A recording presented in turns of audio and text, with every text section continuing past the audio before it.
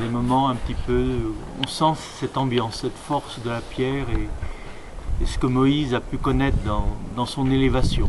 Puis là, vu de loin, on dirait des grands livres, hein, on dirait les rouleaux de la loi, cette Torah qu'on va évoquer maintenant. Là aussi, c'est le moment de nous rappeler qu'il y a le livre de la nature, le livre des Écritures, le livre du cœur, le livre du corps, et dans tous ces grands livres, c'est le même logos, c'est la même information créatrice, c'est la même intelligence créatrice qui nous parle. Et certains comprennent mieux le livre de la nature, le livre de la pierre, le livre du cosmos qui nous environne. D'autres, c'est davantage le livre des Écritures, mais c'est la même parole qui est dite. C'est la même information, c'est la même intelligence qui crée toute chose qui nous parle et que l'on peut écouter. Et que l'important, de nouveau, c'est l'écoute. La conscience, on appelle la conscience, c'est une qualité d'écoute. C'est l'écoute. L'écoute et la disponibilité. C'est comme un refrain qui revient avec chacun des sages ou des prophètes que l'on rencontre. Il y a un appel et il y a cette réponse, me voici. Me voici, je suis là. Et c'est aussi l'attitude de Marie. Lorsque l'ange, la présence de Yod et Vav, et la visite, Gabriel, le messager, me voici. Elle est dans cet état d'écoute, elle est elle-même une écoute. Et j'y avais pas pensé ce matin, mais c'est vrai, dans l'iconographie ancienne, on représente Marie comme buisson ardent. Vous avez beaucoup d'icônes de Marie buisson ardent. C'est-à-dire qu'elle est la matière, la matrice dans laquelle, je dirais, le logos s'incarne.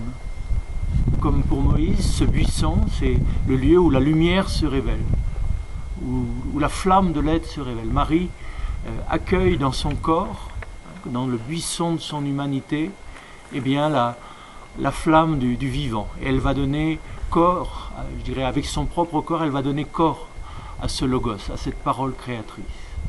Donc c'est bien symbolisé par ces icônes où on représente Marie dans le buisson ardent. Et on dira aussi que son corps, que la maternité en elle n'enlève pas les virginités. C'est-à-dire que c'est pas parce qu'on est mère qu'on cesse d'être vierge. Encore une fois, vierge et mère, là aussi, sont deux symboles. Comme le dira Maître Eckhart, il faut devenir vierge pour être mère. Vous sentez bien qu'il ne s'agit pas de questions au niveau biologique, c'est pas à ce niveau-là que ça se passe. Il s'agit de devenir vierge, et dans la tradition, être vierge, c'est le silence de l'esprit. C'est le silence du cœur, c'est le silence du corps. Et quand notre corps, ça a vérifié de nouveau, quand notre corps est complètement silencieux, quand notre cœur est complètement silencieux, quand notre esprit est complètement silencieux, calme, je dirais dans cette virginité, il y a une immaculée conception. Il y a le logos qui est conçu. Il y a une autre conscience qui se conçoit. Donc les anciens avaient ce sens de cette présence du logos au cœur de la matière, qui est la matrice, le lieu où sa présence va se révéler. Et c'est bien de rappeler ça, puisqu'on est dans les jours de l'Annonciation. Vous savez, hier c'était la fête de l'Annonciation, c'est-à-dire ce moment où un être humain dit oui. Un être humain dit « me voici ». À la suite, encore une fois, de tous les prophètes. Marie est dans cette lignée-là.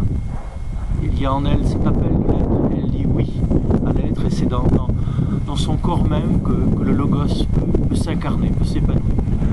Et comme le disent les anciens, nous attendons tous à devenir des mères de Dieu. Encore une fois, ce n'est pas réservé à une personne dans l'histoire et dans le temps. Cette personne, je dirais, est archétypale, c'est-à-dire elle incarne, je dirais, les possibilités qui sont inscrites dans chacun de nous. Donc on a chacun à devenir des mères de Dieu. Et pour devenir mère de Dieu, il s'agit de commencer à devenir vierge, silencieux, dans le corps, dans le cœur, dans la tête. Et là, peut-être quelque chose de nouveau, une nouvelle conscience va advenir en nous. Enfin, c'était bon de rappeler ça en écho avec le buisson ardent et en écho avec cette fête de l'Annonciation qui était hier.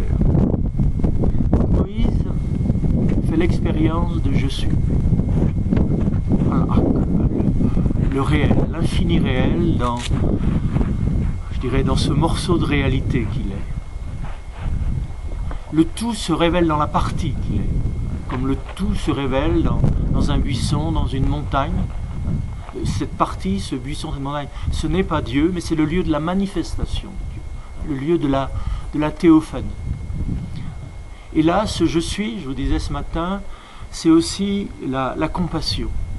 Et je ne peux pas être en paix tant que tous ne sont pas en paix. Donc je vais retourner vers mes frères qui souffrent. Qu'est-ce que je vais leur dire? Je suis m'a envoyé, c'est je suis qui m'envoie. Mais est-ce que ça suffit? Il va aller trouver Pharaon et il va demander à Pharaon pour le peuple hébreu 3 jours dans le désert. 3 jours de repos. Et 3 jours de repos parce que Moïse pense que 3 jours ça suffit pour faire l'expérience de l'être. Bon, nous ça fait déjà 4 jours. Bon, est-ce que ça suffit? Et Moïse, 3 jours, enfin ce symbolisme toujours du 3 comme les 3 jours que l'on va célébrer. 3 jours ça suffit, c'est-à-dire 3 jours en retrait, en silence, faire l'expérience de l'être qui est là, qui n'est rien de ce que l'on peut saisir, de ce qu'on peut voir, ça n'a rien, mais peut-être que ça peut suffire. En tout cas, vous savez bien, Pharaon refuse. Et il renvoie Moïse et Aaron à leur corvée, et tout le peuple. Et c'est là que va y avoir tout ce combat, toutes ces plaies d'Égypte. Et vous savez que le peuple donc, va passer la mer Rouge et s'engager lui aussi dans le désert. Mais ça ne va pas durer que 3 jours, ça va durer 40 ans. En nous souvenant que 40 ans, là aussi les historiens, quand ils essaient de refaire l'itinéraire de Moïse et des Hébreux, 40 ans c'est beaucoup trop. Il faudrait qu'ils aient beaucoup tourné en rond. De la même façon, est-ce que c'était un grand peuple et tout ça? Bon, souvenons-nous que la Bible n'est pas un livre historique. C'est pas un livre d'histoire, comme c'est pas un livre scientifique. C'est un livre de symboles. C'est le langage des rêves. C'est le langage des images. C'est le langage des archétypes. Donc, c'est un langage qui nous transmet non pas des faits, ça s'est passé comme ceci, cela, mais qui essaye de nous transmettre du sens. Qu'est-ce que vous faites avec votre vie? Qu'est-ce que vous faites avec l'esclavage dans lequel vous êtes? Est-ce qu'il n'y a pas quelqu'un qui vous appelle à être libre?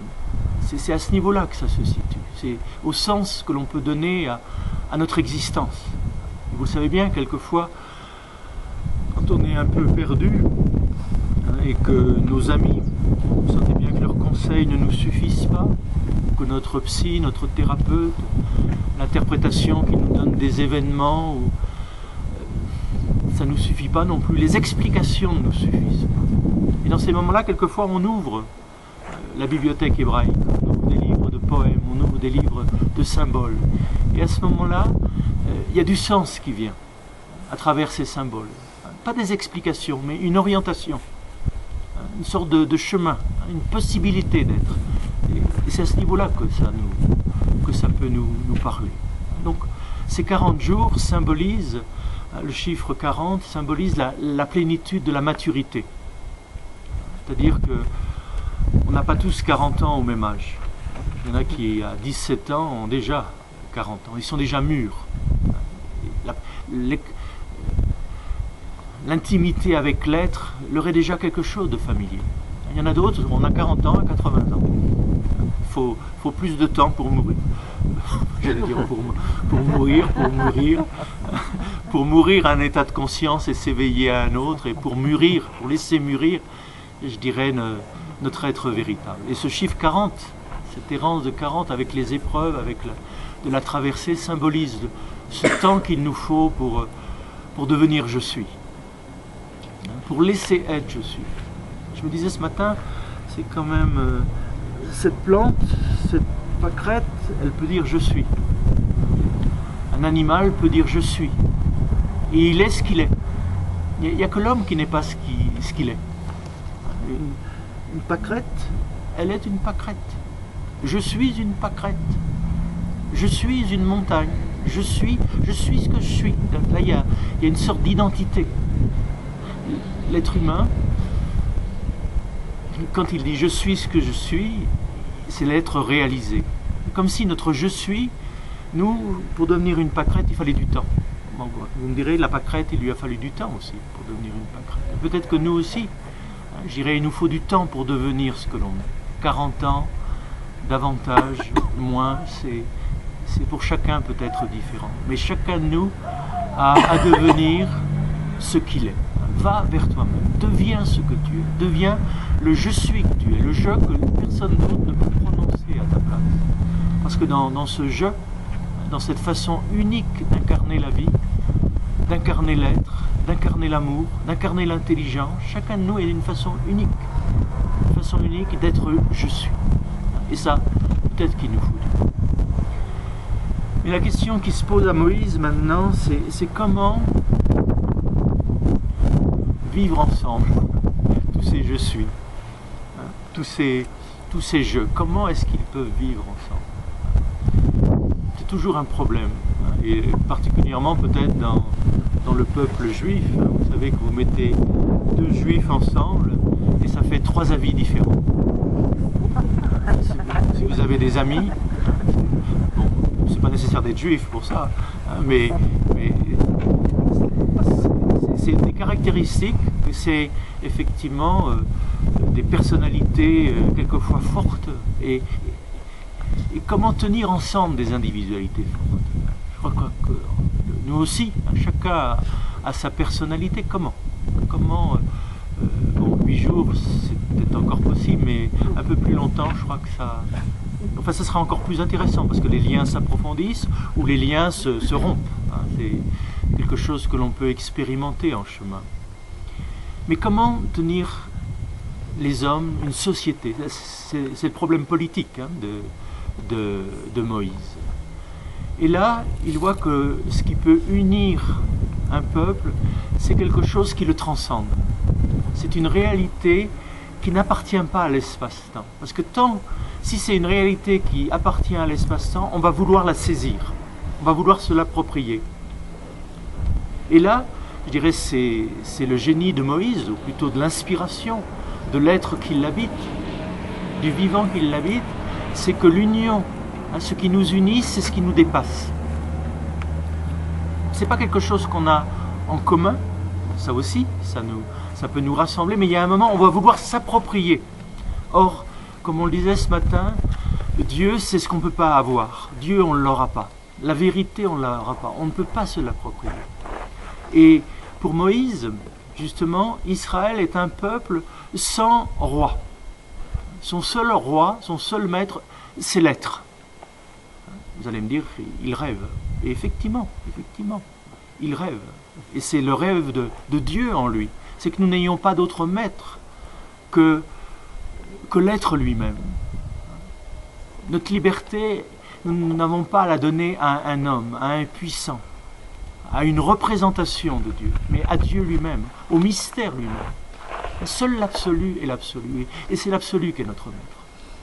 C'est l'absolu réel qui est notre maître. Et toutes les manifestations de ce réel, toutes les réalités,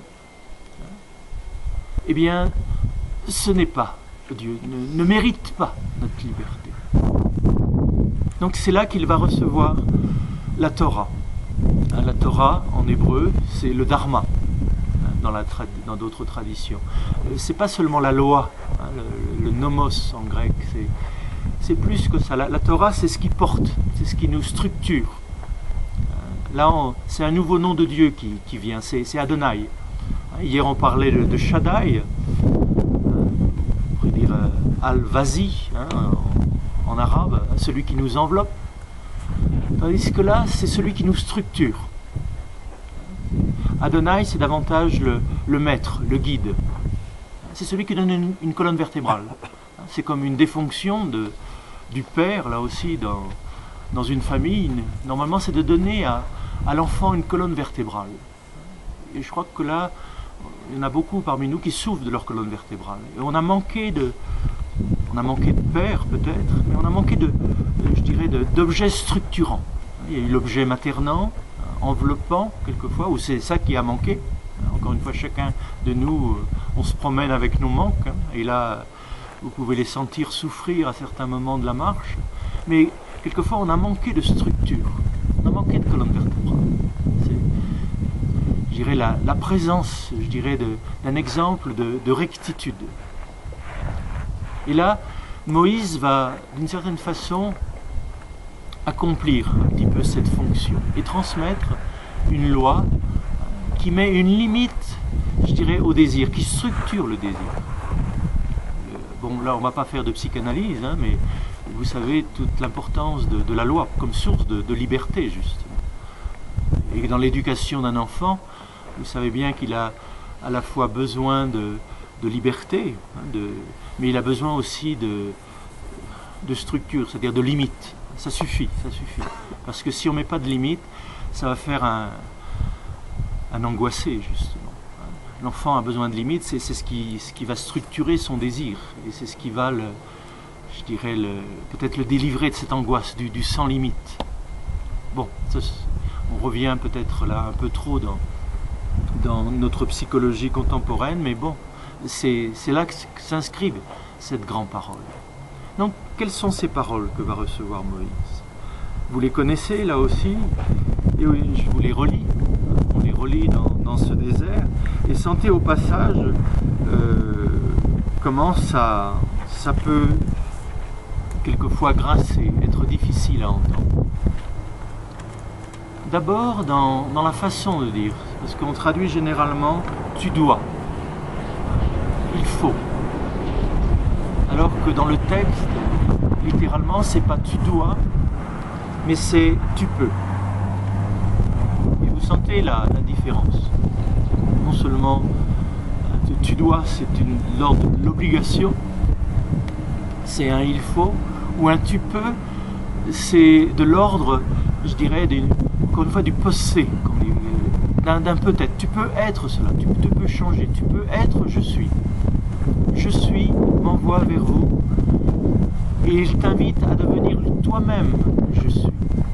Et pour devenir je suis, eh bien il y a un certain nombre de choses, d'actes à poser. Et il y en a un certain nombre d'autres, eh bien que si tu fais cela, tu t'éloignes de je suis. Tu t'éloignes de l'être. Si tu mens, tu t'éloignes de la vérité. Tu t'éloignes de ta vérité si tu mens. Si tu voles, tu t'éloignes, je dirais, du don,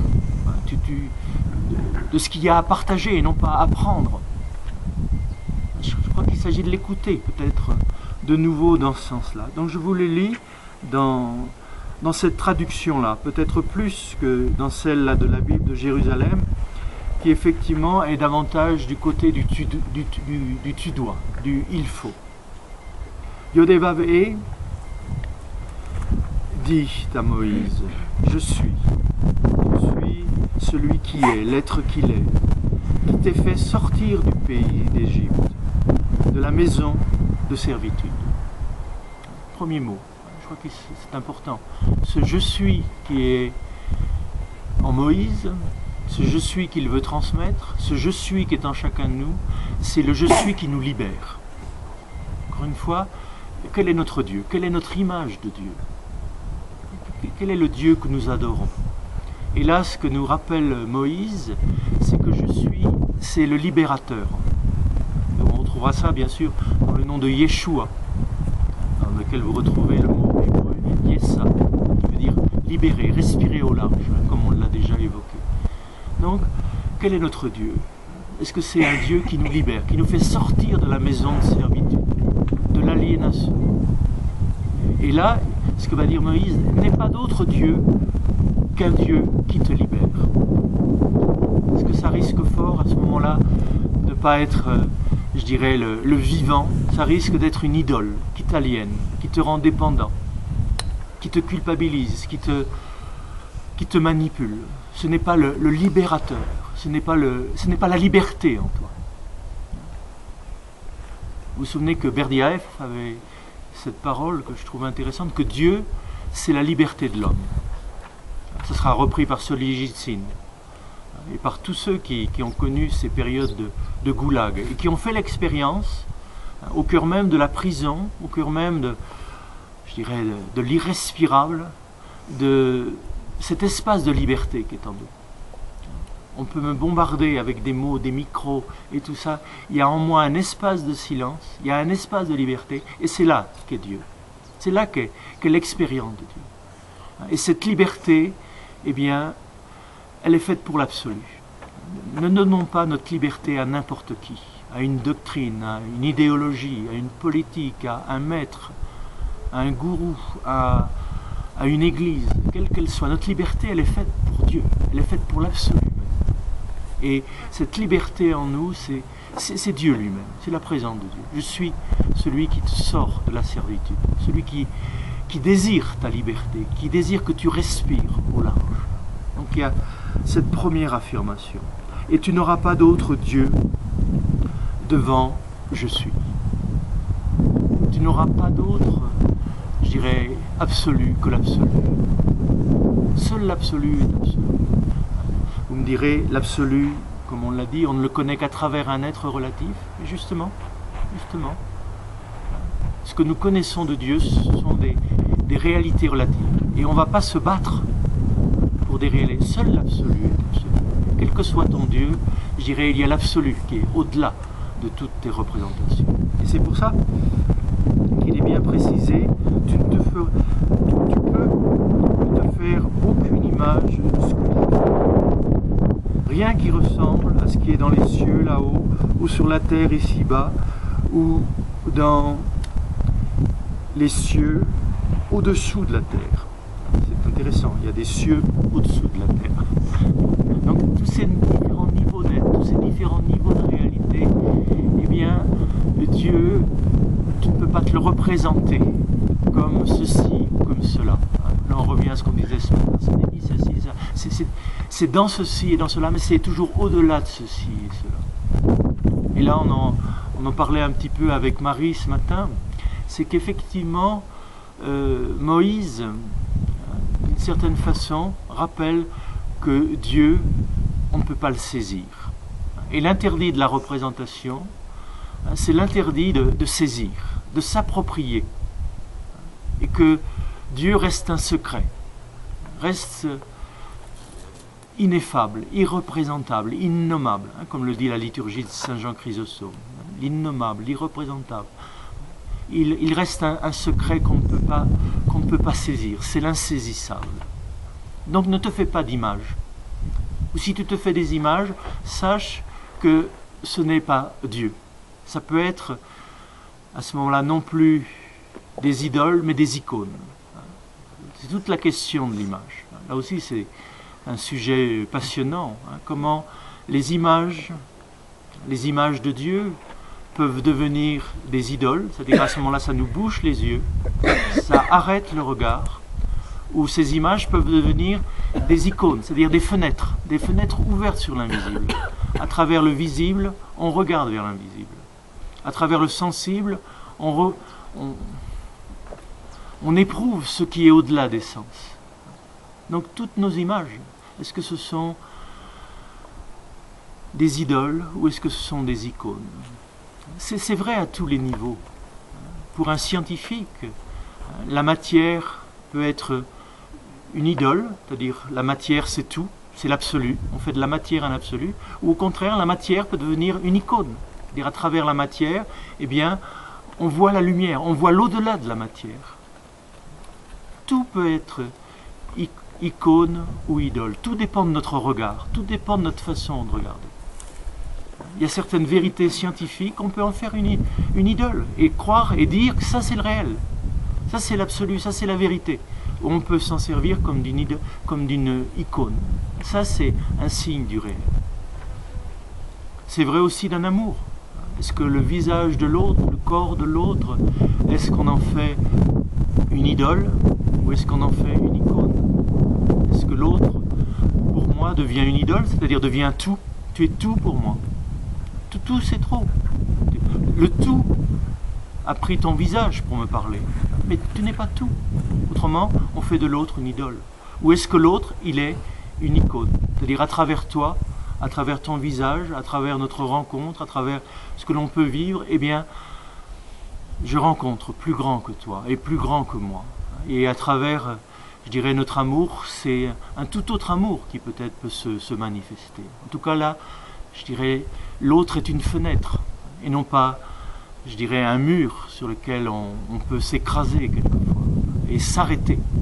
Comment avoir une éthique, je dirais, une éthique d'un désir non arrêté par ce qu'il aime, une intelligence non arrêtée par ce que l'on connaît, un regard non arrêté par ce que l'on voit.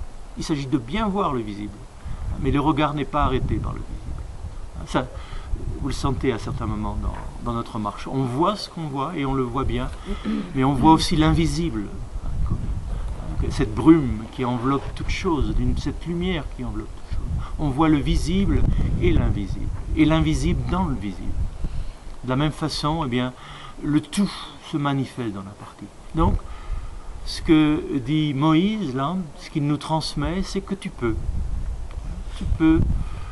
ne pas être un idolâtre. Et bon, là aussi, je dirais, parmi les croyants, il n'y a pas beaucoup de croyants, mais il y a beaucoup d'idolâtres.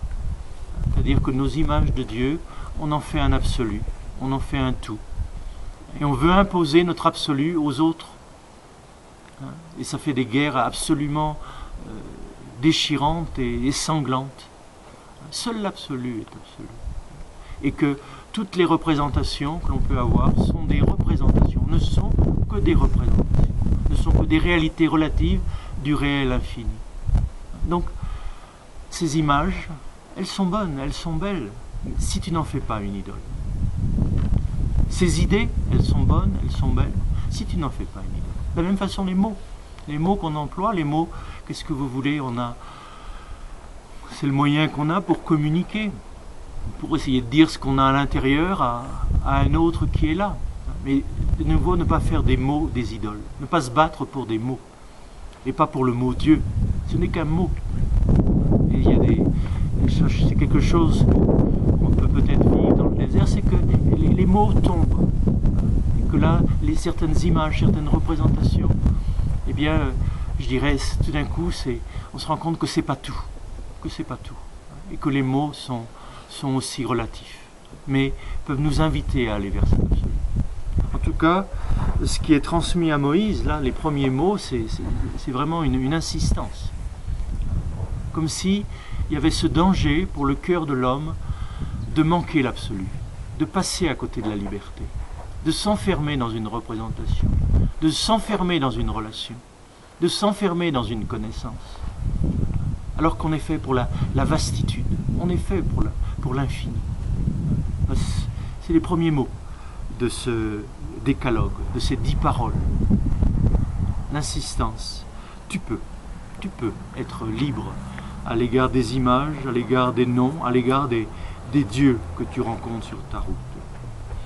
Tu ne te prosterneras pas devant ces dieux et tu ne les serviras pas. Car je suis un Dieu jaloux, qui punit la faute des pères sur les enfants, les petits-enfants et les arrière-petits-enfants, pour ceux qui me haïssent, mais qui fait grâce à des milliers pour ceux qui m'aiment et gardent mes commandements. Vous allez me dire, le Dieu de Moïse, il n'est pas mieux que les autres dieux. Et que là, ce Dieu-là, c'est le karma. Le karma, c'est-à-dire que les actes que tu poses, si tu n'en subis pas les conséquences, eh bien c'est tes enfants et sur plusieurs générations que ça va se subir. Bon, est-ce que c'est ça qui est dit dans ce texte? Est-ce que, de nouveau, en creusant, on peut peut-être découvrir d'abord le mot jaloux. C'est le mot zélos, c'est-à-dire c'est pas jaloux dans le sens de la jalousie. Je suis jaloux de toi parce que tu pourrais me tromper ou ceci, cela. Là, on est. Le mot zélos, c'est le zèle, c'est l'amour ardent. Je suis un Dieu, littéralement zélos, c'est aussi dans la pratique de la liturgie. Vous savez, c'est chez les orthodoxes, on met un petit peu d'eau chaude, que le symbole du sang, je dirais, d'une façon un petit peu trop réaliste, mais rappelez que c'est du sang chaud. On pourrait dire que le Dieu de Moïse, il a le sang chaud. Il y a de l'ardeur. C'est-à-dire, il aime vraiment. Et que ça, on peut le sentir quelquefois. Une mère pour son enfant, quand on voit son enfant en train de gaspiller ses dons, en train de faire n'importe quoi, il y a quelque chose en nous qui a envie quelquefois de le secouer par amour. Donc là, ce qui nous est dit, c'est que ce réel, cet infini réel, eh bien, il y a quelque chose de fort, de bouillonnant en lui, qui veut vraiment notre bien, qui ne veut pas qu'on s'arrête dans des idoles, et que les actes dans lesquels on oublie l'absolu, eh bien, ça a des conséquences, non seulement pour nous, si on se ferme à Dieu, si on se ferme à l'absolu, ça a des conséquences non seulement pour nous, mais aussi pour nos enfants et nos petits-enfants. Et bon, vous savez, quand il y a une parole dans la Bible qui vous dérange, il faut continuer à tourner les pages pour chercher la parole qui dit le contraire. Souvenez-vous que l'erreur, c'est l'oubli de la vérité contraire. Et que dans la Bible, n'importe quelle parole, vous trouverez une autre qui dit exactement le contraire. Et ça, c'est très important, parce que c'est que la vérité, c'est pas ceci et cela, mais la vérité, c'est le frottement de deux vérités. C'est la rencontre de deux points de vue.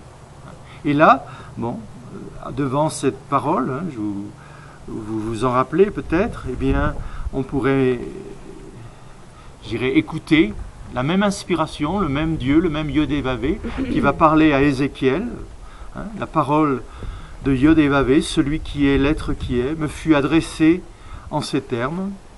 Qu'avez-vous à répéter ce proverbe au pays d'Israël? Les pères ont mangé des raisins verts, et les dents des fils ont été agacées. Par ma vie, oracle du Seigneur, je suis, vous n'aurez plus à répéter ce proverbe en Israël. Voici, toutes les vies sont des manifestations de je suis, aussi bien la vie du Père que celle du Fils. Celui qui a fait le mal, c'est lui qui subira les conséquences de ses actes. Si vous voulez encore insister, vous allez retrouver ça chez Jérémie. Chez Jérémie, en ces jours-là, on ne dira plus, les pères ont mangé des raisins verts et les dents des fils sont agacées, mais chacun subira les conséquences de ses propres actes. Tout homme qui aura mangé des raisins verts, ce sont ses propres dents qui seront agacées. Donc, c'est intéressant de voir qu'à un moment, une parole inspirée dit telle chose, et à un autre moment, elle dit le contraire. Comme on l'a vu dans l'élaboration du Coran hier, que ce qui est vrai à un moment ne l'est plus à un autre, parce que le contexte a changé. Et là, le contexte dans lequel se trouve Moïse, je dirais, c'est cette espèce d'urgence à se souvenir de l'absolu, à se souvenir de l'être. Qu'on peut passer sa vie à côté de la vie, on peut passer sa vie à côté, je dirais, on peut mourir sans avoir vécu, on peut mourir sans avoir connu la source de la vie, on peut mourir sans avoir connu je suis. Et là, il y a une espèce d'urgence à la responsabilité. Et cette responsabilité, au temps de Moïse, est quelque chose de... On est responsable non seulement pour soi, mais on est responsable pour ses enfants, pour ses petits-enfants. Et tout ce qu'on fait de bien, alors là, c'est quand même intéressant à le rappeler, tout ce qu'on fait de bien, ça fait grâce à des milliers pour ceux qui gardent mes commandements. C'est-à-dire... ce qui est dit dans le texte, ce qu'on fait de mal, ça a des conséquences sur 2 ou 3 générations, mais ce qu'on fait de bien, ça a des conséquences sur des milliers de générations. Bon, je dirais c'est les actes de beauté, de bonté que l'on pose, eh bien il faut savoir que c'est pour des générations et des générations que cela va être transmis. Mais par contre, le mal que l'on peut faire, eh bien ça a aussi des conséquences. Mais Jérémie, Ézéchiel, eh bien, rappelle que c'est chaque personne qui doit subir les conséquences de ses actes. Et les raisins verts sont nos propres dents qui doivent être agacées. Et que donc, là, il ne s'agit pas de faire porter à nos enfants je dirais, les conséquences de nos actes, mais c'est à chacun d'assumer les conséquences de ses actes. Et je crois que là aussi, c'est un appel à la responsabilité. Le sens du karma, c'est ça, c'est-à-dire tout ce que l'on fait a des conséquences, et on ne peut pas faire n'importe quoi. Ça peut avoir des conséquences sur plusieurs générations, mais ça a surtout des conséquences sur nous-mêmes. Et c'est à partir de nous-mêmes, peut-être qu'il s'agit de commencer à travailler. Donc tu peux te souvenir de celui qui te donne la liberté, de l'absolu, de ne pas te faire d'idole. Et cela, ça a des conséquences pour toi, pour les autres. Ensuite, de nouveau, toujours dans le nom, tu ne prononceras pas le nom de Yod-Hé-Vav-Hé impunément. C'est-à-dire qu'on peut se servir du nom de Dieu. Gott mit uns. Vous vous souvenez ce qui était écrit sur le ceinturon des SS. Dieu avec nous. Et encore aujourd'hui, combien de terrorisme, quelles que soient les religions ou les politiques dans lesquelles ça se situe, se servent du nom de Dieu. Combien de fois, sans parler, je dirais, de cette folie, on se sert de Dieu pour détruire des enfants de Dieu, pour détruire d'autres êtres humains, pour détruire la terre ou autre chose, au nom de Dieu.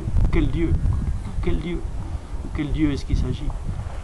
Mon Dieu qui n'est pas ton Dieu. Enfin bref. Mais combien de fois, quelquefois dans notre éducation, eh bien, au nom de Dieu, on nous a empêchés de vivre. Qui était ce Dieu-là?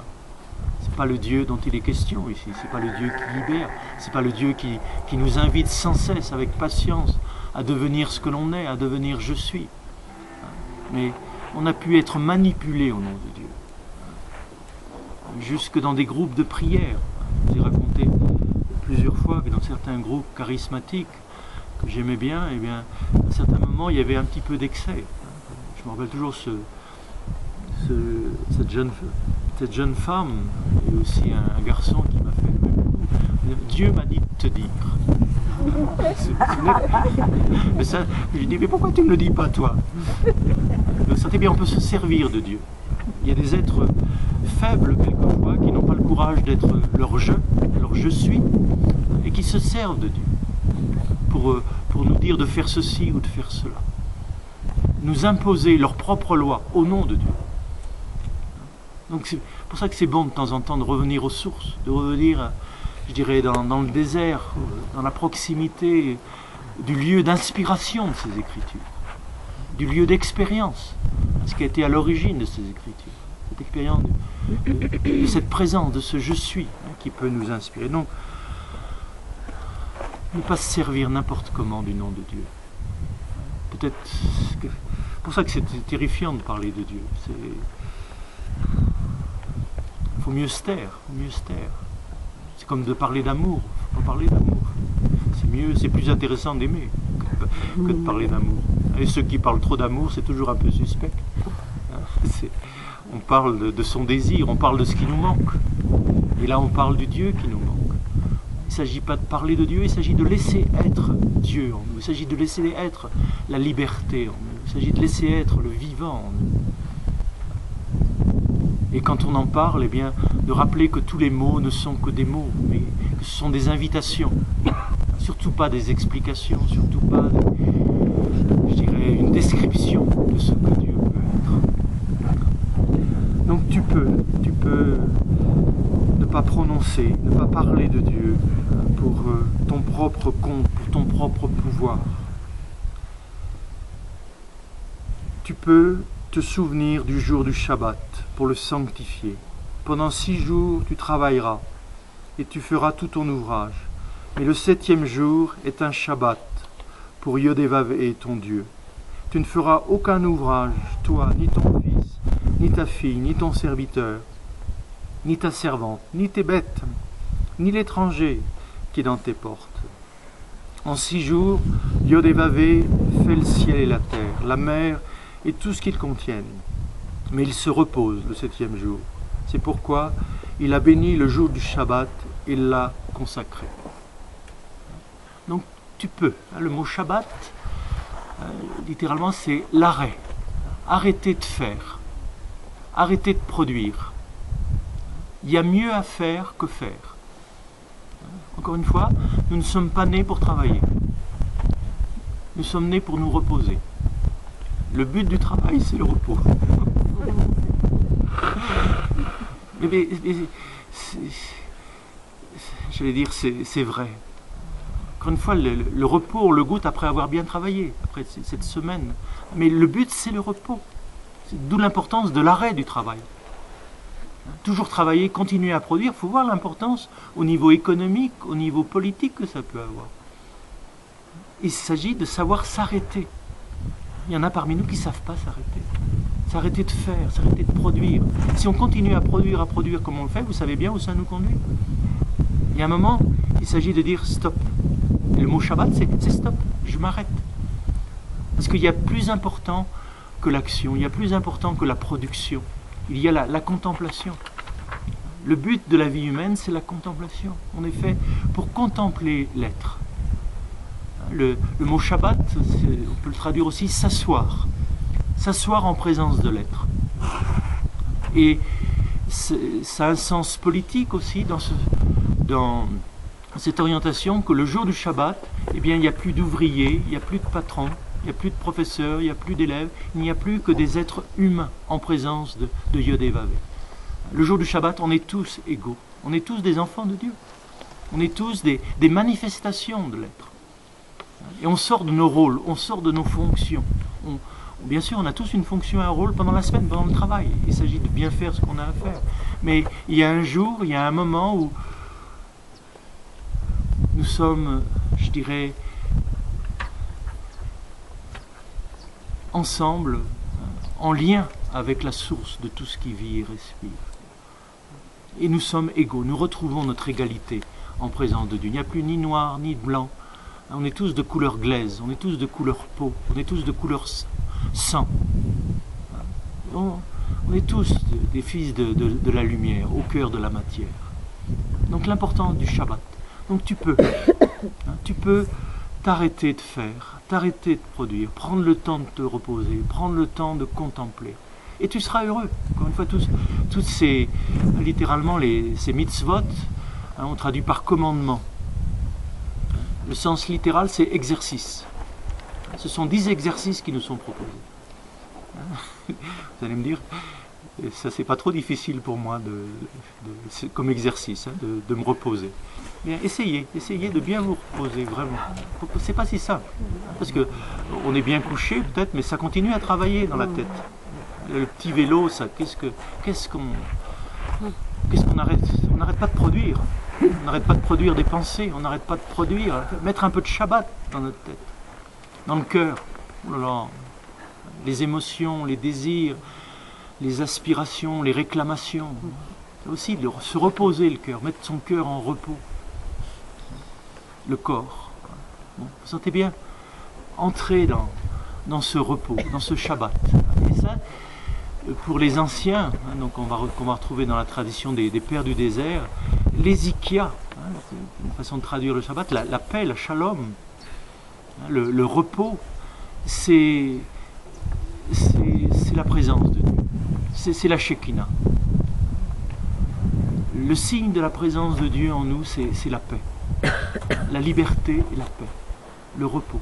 D'où l'importance de ces moments dans nos vies où on essaye un peu de se calmer, on essaye un peu de mettre notre esprit en repos, notre cœur en repos, notre corps en repos, pour être régénéré, pour retrouver le lien avec je suis. Le jour du Shabbat, c'est le jour où on revient à notre véritable identité et où on reconnaît la véritable identité de l'autre. On continue, tous ces exercices. Alors, un autre exercice, honore ton père et ta mère, afin que se prolongent tes jours sur la terre que te donne Yodé Vavé ton Dieu. Honore ton père et ta mère. Et là, le mot est important aussi. Honorer, c'est donner à son père et à sa mère leur juste poids. Leur juste poids. Et il n'est pas dit d'aimer son père et sa mère. Et je trouve que d'un point de vue psychologique, c'est c'est assez fort, parce que quelquefois on ne peut pas aimer son père et sa mère. Il y a certaines situations, je ne sais pas si il y a des enfants abandonnés, il y a des enfants battus, violés. On ne peut pas toujours aimer son père et sa mère. Il n'y a pas de il faut aimer ton père.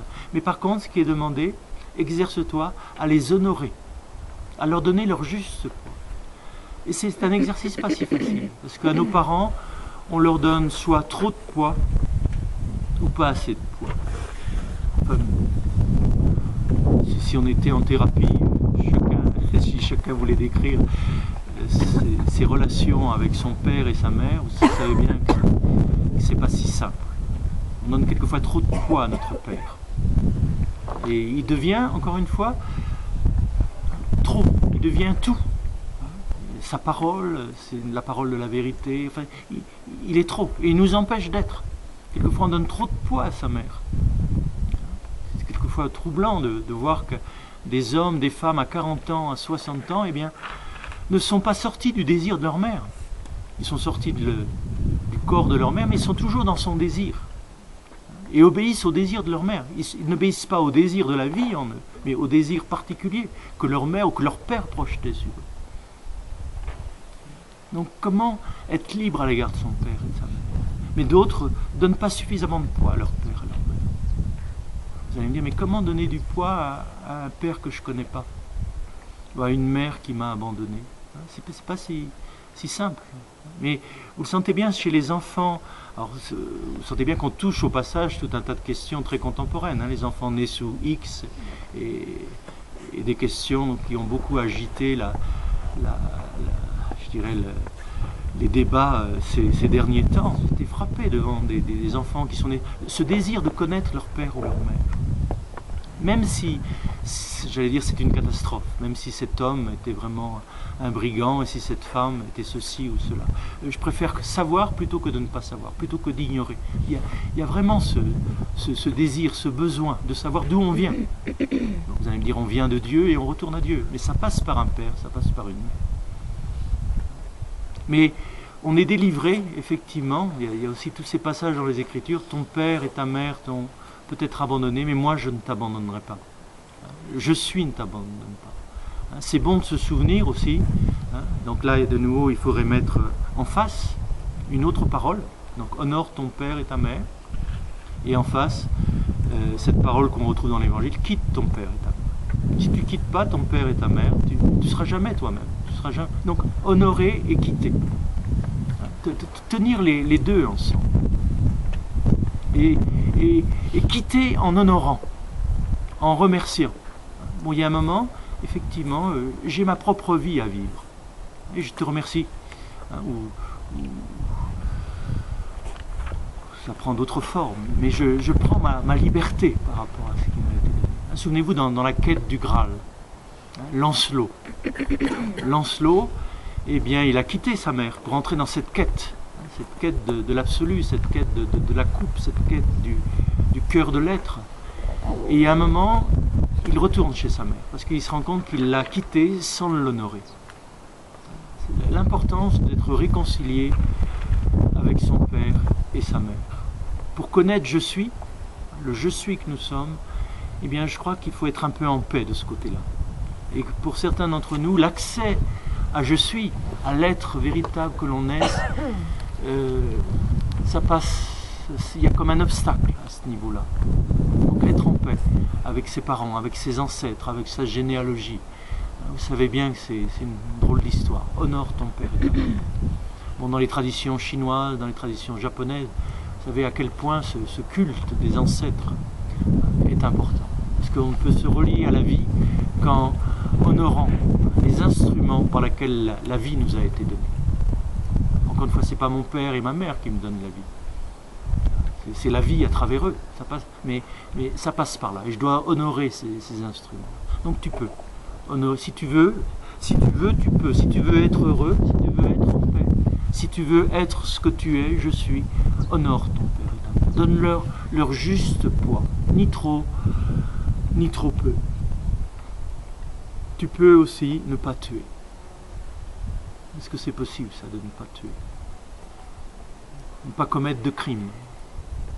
Mais Quelquefois on a des pensées qui tuent, des paroles qui tuent aussi. Certains d'entre nous, on se promène dans notre désert avec des couteaux dans le dos. Et je ne sais pas si c'est le soleil ou la marche, mais ça réveille ces blessures. Il y a des vieilles paroles d'un coup qui reviennent en boucle. Là. Et comment de nouveau traverser cela? Être plus grand que les blessures qu'on a faites. Et être plus grand que les blessures qu'on a faites. Donc il y a une invitation. Tu peux ne pas tuer, ou tu peux tuer de moins en moins. Et là, c'est le crime au niveau physique, mais il y a des crimes aussi. Vous savez, il y a des paroles quelquefois qui... La rumeur, vous savez, on peut tuer des gens. Il y a des personnes qui sont mortes d'une rumeur qu'on a fait courir sur eux. Donc là, nous sommes invités aussi. Il y a des regards qui tuent. Il y a des paroles qui font vivre, il y a des paroles qui tuent, il y a des regards qui font vivre, il y a des regards qui tuent. Et on est imprégné de toutes ces mémoires. Donc il y a cet exercice. Veillez à ne pas tuer. Donc c'est toute la transformation de la violence en nous. Transformer la violence en créativité. Souvent les gens violents sont des créatifs refoulés. Des artistes refoulés quelquefois. Je suis assez frappé de voir l'histoire des grands tyrans de l'humanité. Quelquefois c'est des artistes refoulés et une créativité qui n'a pas pu s'exprimer autrement que par la violence. Encore une fois, la violence c'est de l'énergie. Bon, pour reprendre cette image qui vous est familière, avec la même énergie, je peux cogner sur quelqu'un, porter ses valises. Je ne dépense pas plus d'énergie à lui cogner dessus qu'à porter ses valises. Mais les effets sont différents. Donc, plutôt que nous cogner dessus, on peut s'aider à porter nos valises. Bon, ça rendra la vie possible. C'est ce que dit Moïse. Il y a de l'énergie en vous, qu'est-ce que vous en faites? Cette énergie en vous, elle n'est pas faite pour vous tuer. Mais peut-être pour vous aimer. Ça demande aussi de l'énergie. Peut-être pour créer une œuvre, pour construire une cathédrale, construire quelque chose ensemble, à l'énergie. Au lieu de se faire la guerre, eh bien, on construit ensemble un monde meilleur. Et on se bat. Il y a de l'énergie là. Mais on ne se bat pas pour détruire. Et pas pour détruire l'autre et se détruire soi-même. Tu peux, alors là aussi, est-ce que c'est possible encore? Tu peux ne pas commettre d'adultère. Est-ce que c'est possible? C'est un exercice, tu peux être fidèle. Et là, bon, souvenez-vous d'Abraham, souvenez-vous de tous les patriarches qui avaient plusieurs femmes et de nombreuses concubines quelquefois. Souvenez-vous de Salomon qui en avait des milliers. Donc c'est pas ça qui nous est dit. Mais tu peux être fidèle. Et tu peux être fidèle à ta parole. Fidèle à qui? Fidèle à quoi? Vous savez, il y en a qui, quelquefois, on reste avec quelqu'un, pas pour les raisons pour lesquelles on s'est marié. De la même façon, pour un religieux, on peut rester au couvent, pas pour les raisons pour lesquelles on y est rentré. On peut rester au couvent parce que tout d'un coup, on ne sait plus rien faire d'autre, et qu'on a peur quelquefois du monde et tout un tas de choses. On n'y reste pas par amour pour le Christ, pour lequel on y était rentré. Que peut-être là, la fidélité à cet amour de Christ demanderait d'en sortir. De la même façon, dans un couple, eh bien, si on s'est marié, c'est parce qu'on s'aimait, il y avait quelque chose. Et si cet amour n'est plus là, à qui est-ce qu'il faut être fidèle? Être fidèle à une institution extérieure ou être fidèle à la vie en nous? C'est pas facile cette question. À qui sommes-nous fidèles? Et là, on peut se mentir, on peut se tromper. On peut se tromper en restant avec quelqu'un. Je te mens, parce que je pose les actes de l'amour et il n'y a plus d'amour dedans. Donc vous me direz, tant qu'on peut en parler, ça va. Et le drame souvent, c'est qu'on ne peut plus en parler, c'est que le dialogue n'est plus possible. Donc là, c'est pas un tu dois, c'est pas un il faut, mais c'est le rappel que que l'être humain est capable de choix, de choisir quelqu'un parmi les autres, de choisir une femme entre les femmes, de choisir un homme entre les hommes. C'est-à-dire de devenir peut-être davantage humain. L'animal en nous n'est pas fidèle. L'instinct, je dirais, nous pousse toujours ailleurs. Ou quelquefois l'affectivité aussi. Vous savez que ça dure normalement, l'état amoureux, ça dure 2 ans à peu près, 2 ans et demi, au niveau des hormones et tout ça. Et que certains se sentent gênés après 3 ans. Parce qu'on peut s'aimer toujours après 3 ans. Mais ce qui s'aime, c'est plus la même chose. C'est pas simplement. C'est un autre niveau d'amour. C'est un autre niveau de relation qui s'est mis en place. Et la fidélité nous permet de connaître peut-être d'autres niveaux de relation. C'est peut-être pas la même intensité au niveau amoureux, au niveau charnel, mais peut-être qu'au niveau affectif, au niveau de la qualité des sentiments, on touche des choses plus subtiles et peut-être plus intéressantes. Mais ça, c'est à travers l'expérience. Donc tu peux faire cette expérience aussi de la fidélité. Tu peux rester dispersé, aller à droite, à gauche, suivre ta libido, la multitude de tes désirs. Tu peux, mais c'est pas ça qui va te rendre heureux. Ça va t'épuiser, ça va te disperser. Et tu peux te rassembler. Et à travers une femme, connaître toutes les femmes. À travers un homme, connaître tous les hommes. Parce que cet homme, c'est l'humanité. Cette femme, c'est l'humanité. Et là, on entre dans cette relation, je dirais, de 2 libertés. De 2 libertés, de 2 êtres entiers. Pas simplement de 2 moitiés. Mais, parce que vous le savez bien, quand on dit qu'on aime son autre moitié, c'est toujours soi-même. C'est toujours soi-même. Et quand on est devenu soi-même un petit peu plus entier grâce à cette autre moitié, par soi-même, on se demande qu'est-ce qu'on fait avec cette moitié en plus.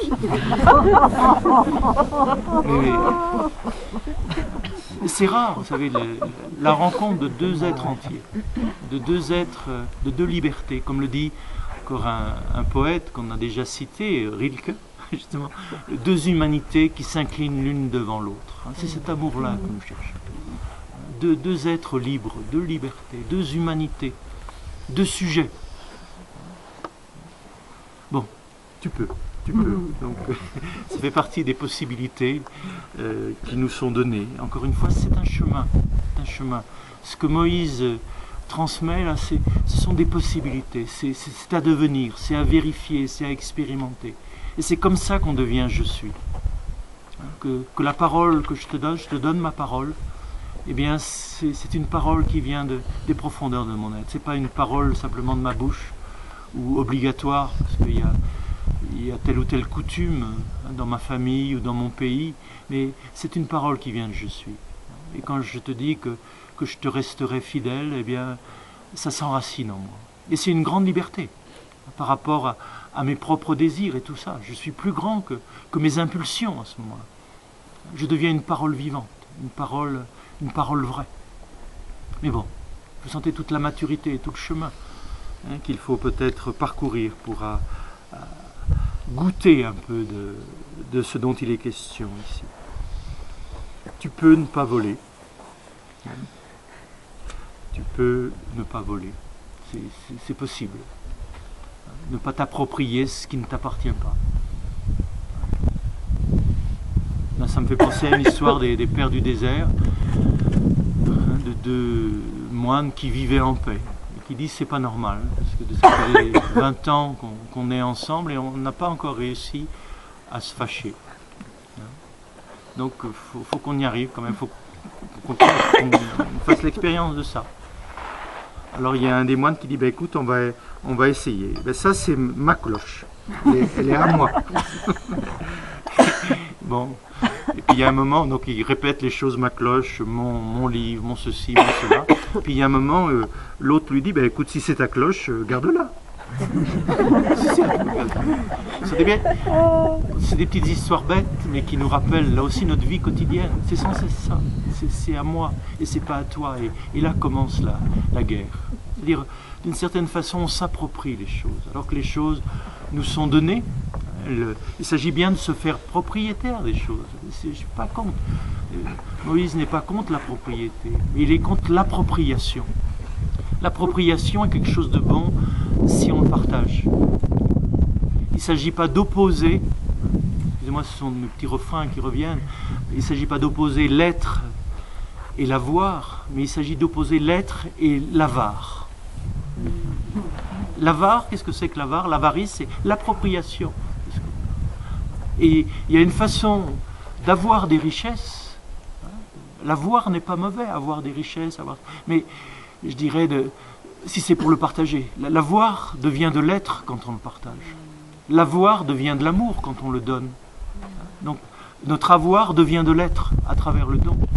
Par contre, notre avoir qu'on s'approprie, sur lequel on s'accroche,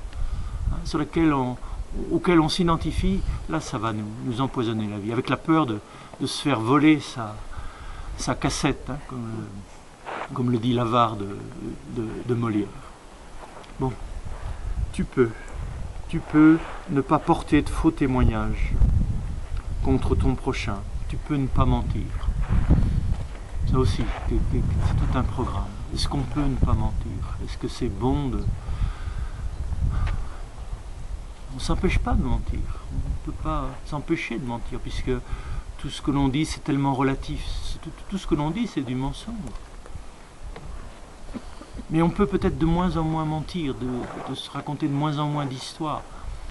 Non seulement ne pas porter de faux témoignages, mais vous me direz, dans certains moments, il faut mentir pour préserver la vie de quelqu'un. On a vu ça pendant la guerre et tout ça.